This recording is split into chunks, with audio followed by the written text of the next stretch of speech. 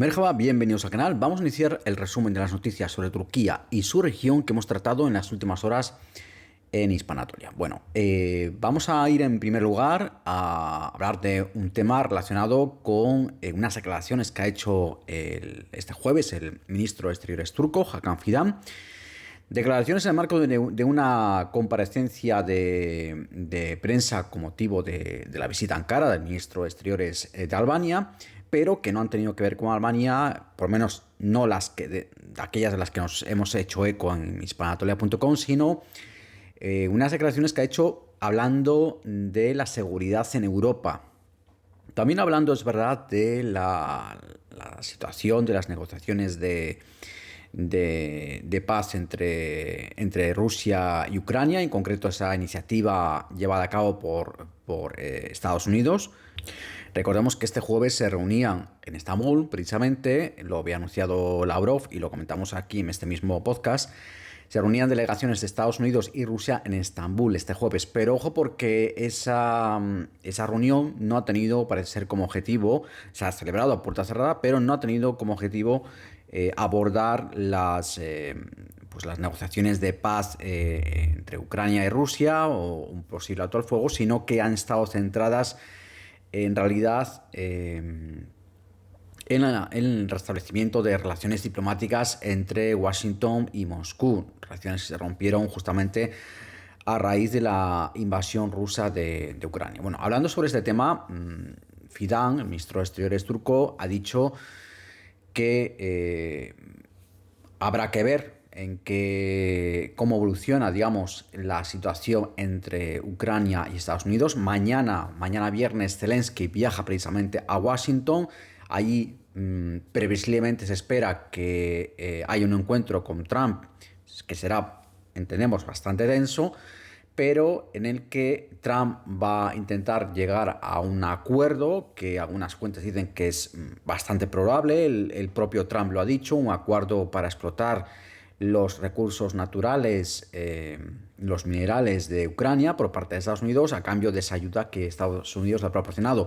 Pero es muy posible que Ucrania plantee también a cambio pues ciertas garantías de seguridad o un mayor o un incremento de la ayuda militar. Precisamente hablando sobre este tema, pues Fidan dijo que Turquía es consciente de que parte de las demandas ucranianas van a estar ahí, de esas demandas de más garantías de seguridad y más apoyo militar por parte de Estados Unidos a Ucrania a cambio de ese posible acuerdo de explotación de los recursos minerales de Ucrania por parte de Estados Unidos, pero ha dicho Fidan, bueno, veremos cómo se cumplen estas demandas que pide Ucrania y hasta qué punto Estados Unidos está dispuesto a aceptarlas, porque recordemos que Trump lo que plantea es que esto no es un acuerdo nuevo, sino que simplemente está pidiendo una compensación por la ayuda prestada en esos 3 años de guerra a Ucrania. Pero Fidan, como decimos, también habló sobre la seguridad en Europa, sobre ese debate que se está abriendo, que hacía tiempo seguramente que se había tenido que abrir. Seguramente se ha retrasado unos años. Cuando se produjo la invasión rusa a Ucrania, fue un debate que se abrió, el tema de la seguridad de Europa, de si Europa debe reforzar su seguridad, debe tener una política de defensa común, cosas como un ejército europeo, entre comillas, o si debe gastar más en defensa. Ese es un debate que efectivamente se abrió con la invasión rusa de Ucrania, que parece que le abrió los ojos a mucha gente y a muchos políticos sobre ese riesgo, ese peligro que está ahí. Pero es un debate que hasta ahora se había postergado, aunque estaba ahí abierto, pero se había postergado simplemente porque Estados Unidos seguía con una política no solo de ayuda a Ucrania, sino de mantener digamos, ese ideal, ese axioma de la Guerra Fría de la seguridad de Europa está defendida, está garantizada por Estados Unidos. Han pasado muchas décadas, Estados Unidos tiene ahora mismo otras prioridades que están al oeste, no en el este, no Europa, no en Rusia tampoco. Y como sabemos, pues Trump de hecho está diciendo que los europeos deben encargarse de su propia defensa y deben gastar más, mucho más en seguridad. Bueno, precisamente sobre este tema, el ministro de Exteriores turco lo que ha dicho es que se está hablando pues, de esta nueva estrategia, nueva estructura de seguridad en Europa, de plantear, pues fortalecer la estrategia de seguridad en Europa, pero Fidan ha dicho hoy que todo este debate está un poco vacío, es un poco inviable si no se tiene en cuenta Turquía. Es decir, ha dicho, si la arquitectura de seguridad de Europa se quiere reformar, pero no se tiene en cuenta Turquía, se deja fuera Turquía, esto no es posible. No es posible hacer esto sin Turquía. No es posible dejar a una potencia militar como Turquía, que tiene, de hecho, no es que tenga el segundo, no es que tenga uno de los ejércitos más importantes de Europa, es que tiene el segundo mayor ejército de la OTAN, después de Estados Unidos. Solo la supera Estados Unidos. Entonces, Hakan Fidan, el canciller turco, lo que ha planteado esta mañana es, pero ¿cómo va Europa a plantearse reforzar su seguridad si está dejando al margen a Turquía en este debate? ¿Cómo deja Europa al margen a una potencia militar como Turquía y se plantea reformar su estrategia de defensa, su estrategia de seguridad? Fidan lo que ha dicho, el canciller turco, es esto no es viable, este planteamiento así no es viable. Y ha dicho además, no es muy realista. No es muy realista hablar de reforzar la seguridad en Europa y dejar al margen a Turquía. Porque claro, vemos ahora a muchos países hablar de gastar más en defensa, que a ver también cómo se materializa eso.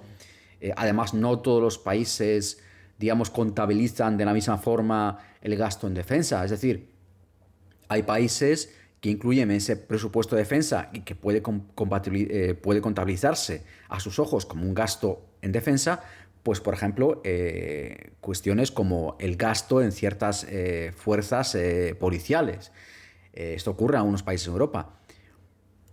Con lo cual, habrá que ver esa estrategia europea, si se llega finalmente a un punto, cómo se concreta y en qué se concreta y bajo qué estándares. Es decir, que todos tengan en cuenta o que todos lleguen a un acuerdo para decir, bueno, pues reforzar nuestra defensa o nuestra seguridad colectiva o gastar más dinero, más presupuesto en nuestra defensa implica pues invertir en X unidades de infantería, en X en determinados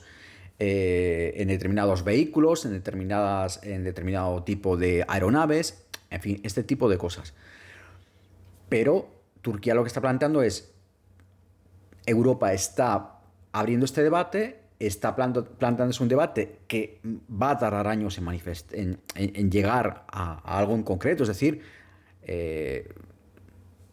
carros de combate, barcos, los mismos, el entrenamiento de soldados, el desarrollo de equipamientos, de un sistema de drones, de más cazas de combate. Esto no ocurre de un día para otro, esto se tarda años en desarrollar y en construir, obviamente.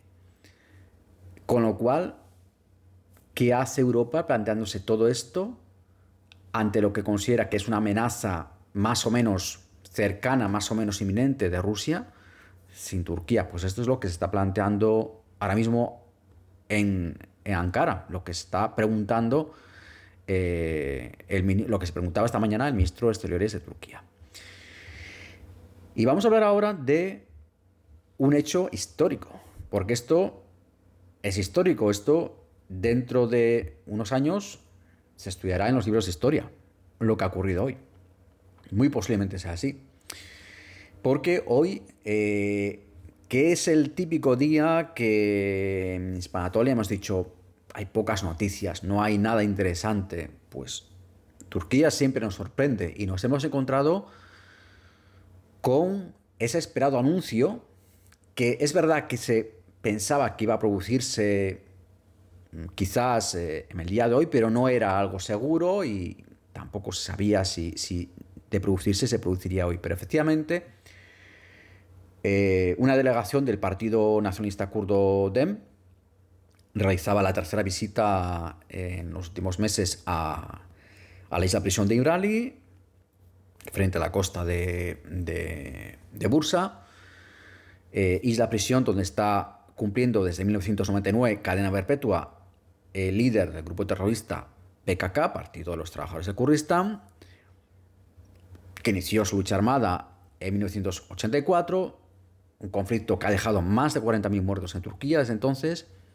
Y en esa tercera visita, o tras esta tercera visita, mejor dicho, el partido DEM organizaba una multitudinaria comparecencia de prensa en Estambul, a la que asistían muchos medios, y en la que anunciaban una carta que ha escrito el propio Abdullah Öcalan, dicho en castellano, aunque en turco se dice Öcalan, y una carta en la que el líder del PKK pide claramente dos cosas: que el PKK deponga las armas y que se disuelva. Y lo razona muy contundentemente, lo razona con argumentos muy claros. No es un simple llamamiento que incluso algunos podrían pensar que podría estar coaccionado. No es así, porque en primer lugar se ha publicado una foto precisamente de Öcalan con una delegación de diputados del Partido Nacionalista Kurdo DEM, partido que en Turquía es un secreto a voces que tiene vínculos con el propio PKK, así que poca sospecha de que este comunicado, este escrito, esta carta de Öcalan, que aparece en la foto rodeado de estos diputados del partido DEM, pues que Öcalan pueda estar de algún modo coaccionado. No ha sido así. Y en esta carta que hizo Öcalan, pues bueno, dice frases, como decimos, que para lo que es la historia del PKK, del conflicto armado del PKK en Turquía, de sus acciones, de sus atentados terroristas, dejan en evidencia muchas cosas. Dejan en evidencia pues un debate que el propio Öcalan saca a la luz abiertamente, diciendo que es que el PKK no tiene sentido ahora mismo. Dice frases o dice cosas en esta carta que ha sido leída en esa comparecencia de prensa en Estambul por los diputados del partido DEM. Obviamente el propio Öcalan no estaba en esa comparecencia, sigue preso, pero decía cosas en esa carta de Öcalan como, por ejemplo, como haría voluntariamente cualquier comunidad o partido contemporáneo que no haya sido disuelto por la fuerza, les insto, dice, a los miembros del PKK a que convoquen su congreso, su reunión, se integren en el Estado turco y la sociedad y tomen una decisión. Todos los grupos deben deponer las armas y el PKK debe disolverse. Así de contundente lo dice Öcalan en esa carta que ha sido leída hoy en esa comparecencia de esa delegación de diputados, de miembros del partido pro-kurdo DEM, que ha leído esta carta tras visitar precisamente a Öcalan en prisión. Ha dicho Öcalan más cosas. Ha dicho en esa carta también, por ejemplo, ha dicho: el colapso del socialismo real en la década de 1990 debido a razones internas. No olvidemos que el PKK nace de una ideología marxista y nacionalista kurda, pero también fuertemente marxista. Dice: el colapso del socialismo real en la década de 1990, la erosión de la negación de la identidad kurda en Turquía, es decir, que ya no existe esa negación que existía en los años 80, incluso parte de los 90, de la identidad de los kurdos en Turquía. Continúa diciendo: los avances en libertad de expresión en Turquía han hecho que el PKK pierda sentido y le han llevado a una excesiva repetición, que aquí no sabemos a qué se refiere concretamente. No sabemos si es que la traducción está mal hecha, pero eso es lo que comenta. Dice: por tanto, al igual que sus homólogos, ha llegado al final de su vida útil, el PKK, lo que hace necesaria su disolución. Öcalan continúa diciendo en este escrito que habla del segundo siglo de la República de Turquía. Él en ningún momento habla de independencia, ni siquiera habla de autonomía. Porque es verdad que el PKK nació pidiendo la creación de un Kurdistán, de un Estado kurdo independiente, pero eso hace años ya que se cambió. Incluso que esos postulados tan marxistas de los años 70, 80, muy ligados a la Guerra Fría, al comunismo de la URSS, pues se abandonaron. Y también se había abandonado esa idea de un Kurdistán, de un Estado kurdo independiente, y se pedía, en los últimos años había sido así, en la ideología del PKK, pues una especie de autonomía. Pero Öcalan no habla de nada de esto. Él habla de que el segundo siglo de la República de Turquía, es decir, recordamos que Turquía cumplió el año pasado los 100 años de la fundación de la República, por tanto, cuando se habla del segundo siglo de la República de Turquía, se habla de pues, el segundo siglo que comienza a vivir Turquía a partir del año pasado, a partir de 2023. Pues dice, este segundo siglo en Turquía debe ser construido sobre los fundamentos de la democracia para lograr una paz y una unidad duraderas, dejando no siguiendo cualquier otra vía que rechace el consenso democrático. Habla de estos conceptos. Öcalan de cosas como paz, unidad, democracia. Y en ese escrito se refiere también pues un poco a lo que ha abierto todo este proceso, todo este nuevo proceso, porque no es el primero, obviamente, que se produce. Sí que es verdad que el último se produjo hace pues una década prácticamente, pero todo este proceso de nuevas negociaciones con el PKK, pues recordemos, y lo comentamos también en este podcast, además de, por supuesto, en hispanatolia.com, en nuestra web, se inicia cuando el pasado mes de octubre, en unas declaraciones que fueron muy polémicas, el líder del Partido Nacionalista Turco, MHP, del Partido de Acción Nacional, del MHP, el líder de ese partido, Devlet Bahçeli, que es aliado además de Erdogan a nivel electoral, aliado del partido AKP de Erdogan, pues hace una propuesta muy polémica, como decimos, porque además se produce, si no nos falla la memoria, prácticamente 24 horas antes de un atentado que lleva a cabo justamente el PKK en unas instalaciones de defensa en la capital turca, en Ankara, a las afueras de Ankara, en la que hay varios heridos y muertos. Y a Devlet Bahçeli, al líder, veterano líder nacionalista turco, le llueven por todas partes después de este atentado, pero él se mantiene, y lo hemos comentado también en su momento en este podcast, él dice que él sigue, que pese a lo que ha ocurrido, que él se mantiene en esa propuesta, que incluye pues no solo una negociación con el PKK, sino que uno de los puntos más polémicos de ese llamamiento que hace Bahçeli en octubre es que incluso el propio Öcalan, el propio líder del PKK, que Öcalan pueda ir a la sede del Parlamento turco en Ankara, a la sede de la Gran Asamblea Nacional Turca, en la capital, y pronunciar allí un discurso en el que anuncie, eso sí, la disolución del PKK. Pues en este escrito, en esta carta calificada por muchos con razón de histórica, Öcalan dice cosas como, se refiere a ese llamamiento hecho por Bahçeli en octubre, dice, el llamamiento realizado por el señor Devlet Bahçeli, junto con la determinación expresada por el señor presidente, refiriéndose a Erdogan, que Erdogan apoyó posteriormente también esa propuesta de Bahçeli, dijo que era una ventana de oportunidad, y continúa diciendo Öcalan, y los enfoques positivos de otros partidos políticos, refiriéndose en este caso al CHP, al principal partido de la oposición, que también dijo, bueno, siempre que sea un control parlamentario estamos de acuerdo con esa iniciativa de diálogo con el PKK, pues dice Öcalan, han creado este clima, y en este contexto, dijo, hago el llamamiento a deponer las armas y asumir la responsabilidad histórica de este llamamiento. Como vemos, hace varias menciones, varias alusiones a lo largo de esa carta a la deposición de las armas y al fin del PKK, que el PKK no tiene sentido en el siglo XXI, no tiene sentido en el año 2025, y que debe de poner las armas, que debe acabar con la lucha armada e integrarse en la política y en la sociedad de Turquía. Y un poco estos fueron los puntos principales de esa carta redactada por Öcalan, por Abdullah Öcalan, que, como decimos, pues fue leída en esa comparecencia de prensa que tuvo lugar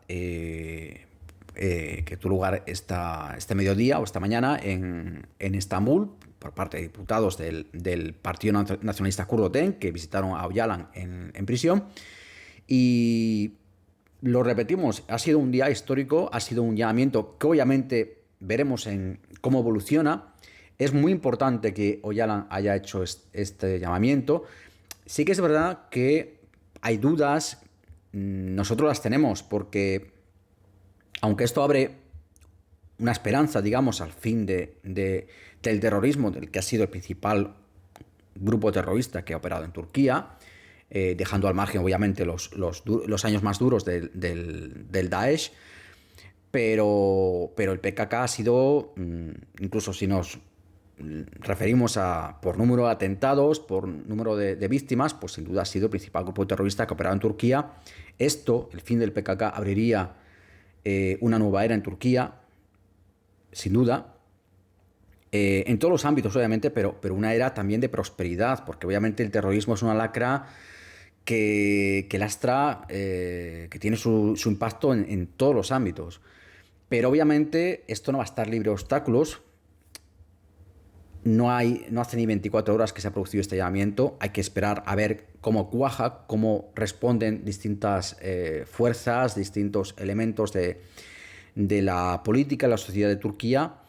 Es importante, obviamente, que el propio Erdogan haya apoyado este llamamiento, esta iniciativa, que no sea algo propio pues, por ejemplo, del Partido Nacionalista Kurdo DEM, pero obviamente pues, va a haber elementos en la política, en la sociedad, en las Fuerzas Armadas, que se oponga a una negociación o cualquier diálogo con el PKK que no pase por su, digamos, rendición incondicional.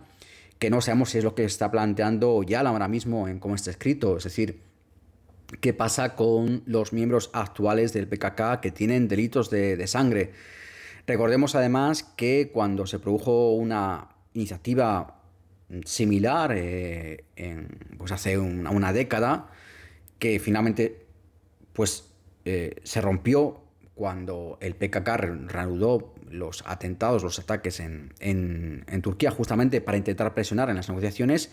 Si es que es verdad que en aquel momento Öcalan no había llamado a la disolución del PKK, como ha hecho ahora, ni a la entrega de las armas.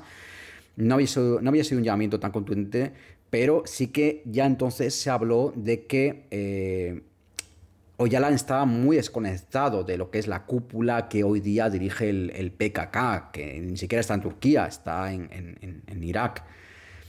Y cuando se produjo esa reanudación de los ataques hace una década, que llevó al fin de ese proceso negociador con el PKK que había entonces, que fue el anterior a este que estamos viviendo ahora, pues ya entonces se dijo que habían sido justo elementos dentro del PKK, pero quién sabe si también apoyados o financiados de alguna forma por elementos también dentro de Turquía, los que habían lanzado esos ataques para romper con el proceso negociador, que efectivamente se rompió. Y ahora mismo sería de necios o de ingenuos pensar que no va a haber elementos dentro de Turquía que van a oponerse también a cualquier negociación con el PKK, precisamente además en un momento en que el PKK está en su momento más débil, no lo olvidemos. El PKK está ahora muchísimo más débil que hace 10 años cuando se produjo el último proceso de negociación. Por tanto, digamos, el Estado turco está en una posición mucho más fuerte, pero es consciente también de que solo la vía de la fuerza, solo la vía militar, digamos, no puede acabar con el PKK, que ha caído drásticamente a niveles terriblemente bajos el nivel de las capacidades del PKK, su nivel, sus miembros activos, su nivel, su capacidad operativa, su nivel de reclutamiento, que hace años era de miles de personas al año y que ahora es de decenas. Es cierto, pero el PKK está en una posición muy, muy, muy baja, muy hundida. Pero todavía, digamos, puede morder, como se suele decir. Habrá que ver todo esto cómo evoluciona. Obviamente, insistimos, es un día histórico, es un llamamiento histórico el que se ha producido hoy, abre una puerta a la esperanza, a que acabe estas décadas de violencia y de sufrimiento y de sangre, pero es un proceso, vamos a ser claros, vamos a decirlo abiertamente, que no va a estar libre de obstáculos y no va a estar libre de riesgos en todos los sentidos. Bueno, y ya vamos a acabar hablando de pues otro tema que hemos tratado también en nuestra web, inspiradores.com, que es la llegada del Ramadán. Mañana viernes por la noche se produce será el primer no será el primer iftar en el sentido de que no será el primer iftar. Bueno, para aquellos que vayan a comenzar el ayuno, deberán, digamos, hacer el primer iftar, pero el ayuno como tal del Ramadán, el Ramadán como tal, digamos, empieza el sábado. El sábado, antes de la salida del sol, aquellos que practiquen el Islam en Turquía y que vayan a seguir el ayuno de Ramadán, pues antes de la salida del sol, en la madrugada del sábado, harán el sahur, ese almuerzo antes de la salida del sol, y durante el resto del día, durante el resto del sábado, hasta la puesta del sol del sábado, no podrán ni comer ni beber. Recordemos que, ojo, esto es una cosa que no todo el mundo sabe. El Ramadán no consiste únicamente en no comer o no beber desde la salida, recordemos que es desde la salida de la puesta del sol. También sobre esto a veces hay confusión. No se puede ni comer ni beber nada. Ni comer ni ingerir nada. Ni siquiera agua. Desde la salida hasta la puesta del sol. Pero no es solo comer y beber.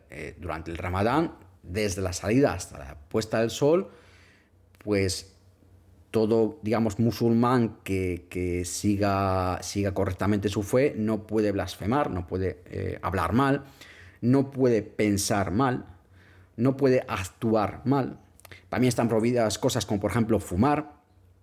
Y también está prohibido practicar relaciones sexuales desde la salida hasta la puesta del sol.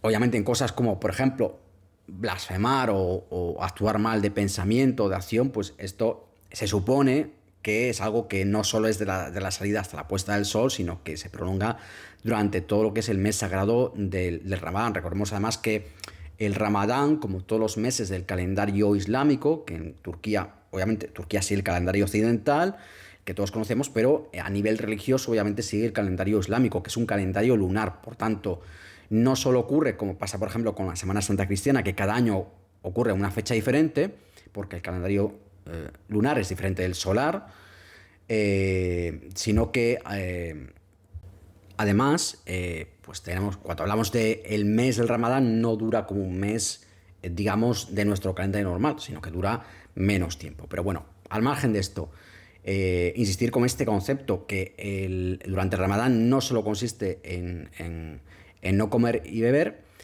y que, pues bueno, es un tiempo, muchos lo comparan, muchos que han vivido el Ramadán, sobre todo el Ramadán en Turquía, asegura a todo el mundo, y nosotros lo hemos vivido obviamente y lo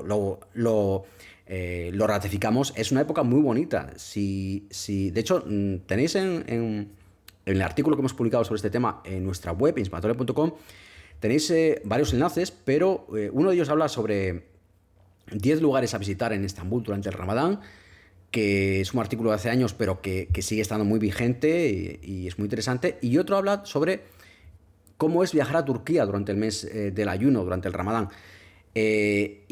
Ambos artículos tuvieron y siguen teniendo mucho éxito, sobre todo cada vez que viene esta época del Ramadán, del ayuno, porque muchos comparan esta época del ayuno, del Ramadán en Turquía con la Navidad, pero es una Navidad que dura un mes, o casi un mes, porque repetimos, es un calendario lunar, no solar.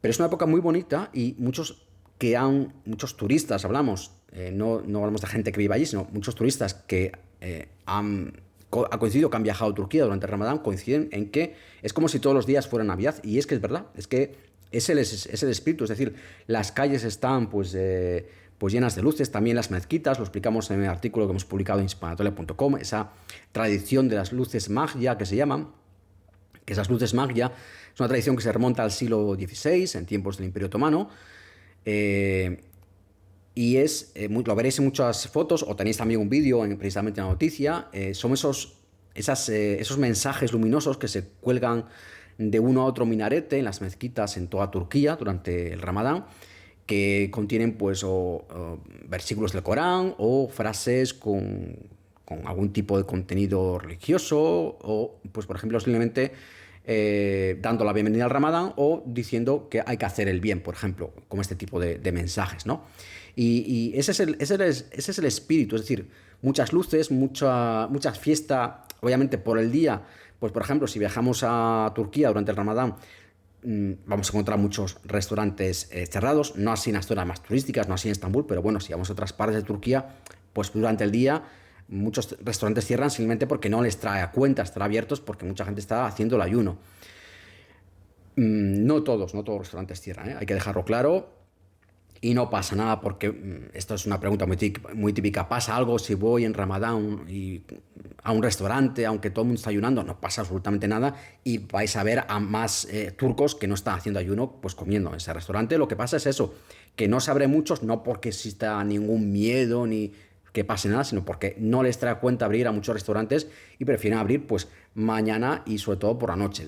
Por la noche, durante el iftar, cuando se rompe el ayuno, ese espíritu de Navidad, digamos, es cuando se hace más evidente, porque tenemos todas esas luces, no solo en las mezquitas, sino todas esas luces y adornos en las calles, y es muy típico, es una costumbre muy habitual en Turquía, pues que familiares, amigos, vecinos, gente pues de todo el barrio se reúna en calles y plazas. Por ejemplo, esto pasa mucho si vais de turismo a Estambul, en Sultan Ahmed, pues se reúne toda la gente allí para romper el ayuno y para comer. Aunque vosotros no estáis ayunando, obviamente podéis participar igualmente. De hecho, es muy habitual en esta época que comunidades musulmanas pues con cristianos, con judíos, pues se junten para el Ramadán. Aunque ellos no hagan Ramadán, pues participan también, sobre todo pues donde existen más de estas comunidades. Por ejemplo, Estambul, pues es muy común que las comunidades de cristianos y judíos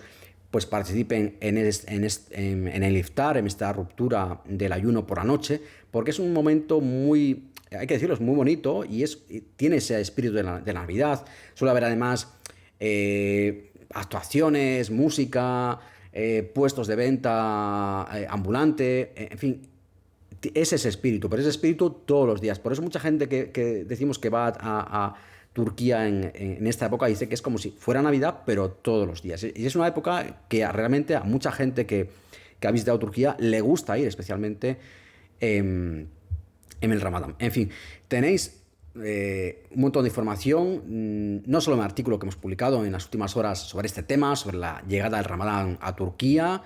Recordemos que empieza el sábado, propiamente dicho, el ayuno, aunque ya por la noche la gente pues tendrá que hacer algo parecido al iftar para prepararse para el ayuno del sábado. Y tenéis, como decimos, pues más información, no solo en este artículo que hemos publicado hoy en hispanatolia.com sobre la llegada del Ramadán, sino también en otros enlaces y en otros artículos de años anteriores que tenéis. Os recordamos especialmente esos dos artículos que mencionábamos, cómo es viajar a Turquía durante el Ramadán y 10 lugares a visitar en Estambul durante el Ramadán. Y así vamos a acabar este resumen de hoy. Recordad que tenéis, como siempre, más información en hispanatolia.com y también en nuestros perfiles en la red social X y en Blue Sky.